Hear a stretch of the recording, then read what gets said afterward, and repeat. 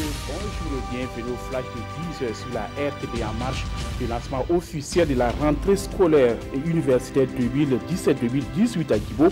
Les ministres en charge de l'éducation et de l'enseignement supérieur ont rencontré les acteurs du système éducatif de la région du Sahel. Il est question pour Jean-Martin Koulibaly et le professeur Al-Kassoum Malga d'encourager et de féliciter ces acteurs pour le travail abattu dans cette région. Les deux membres de l'exécutif ont également annoncé une série de mesures dans le domaine de l'éducation pour la région du Sahel.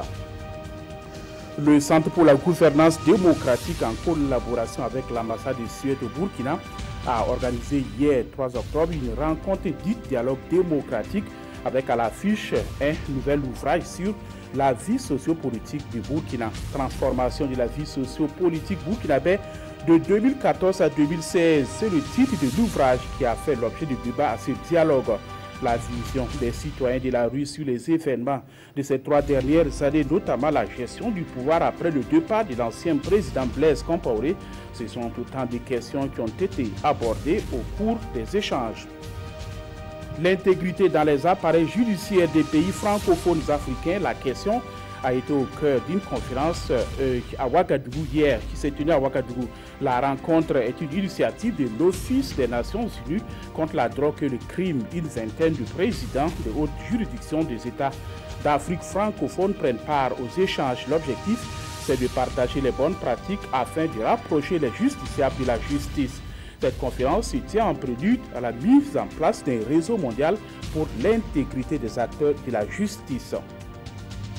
En pleine épidémie de peste, le gouvernement malgache met les bouchées doubles pour tenter d'enrayer la maladie. Pour ce faire, des mesures urgentes ont été mises en place. Les salles de classe sont désinsectisées, les réunions et manifestations interdites. L'objectif à terme, c'est de faire baisser considérablement le taux de propagation de cette maladie. Depuis 1980, la peste réapparaît presque chaque année à Madagascar. L'épidémie a déjà fait 24 morts depuis que le premier cas a été enregistré le 28 août dernier. Aux États-Unis, l'administration Trump expulse des employés de l'ambassade de Cuba à Washington, provoquant la colère des autorités de la Havane.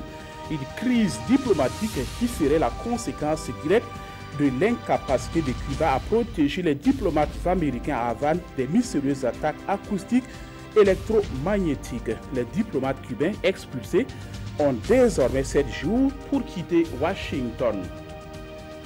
Et c'est la fin de ce flash. Merci d'avoir suivi, passer une excellente journée en compagnie des programmes de la RTB.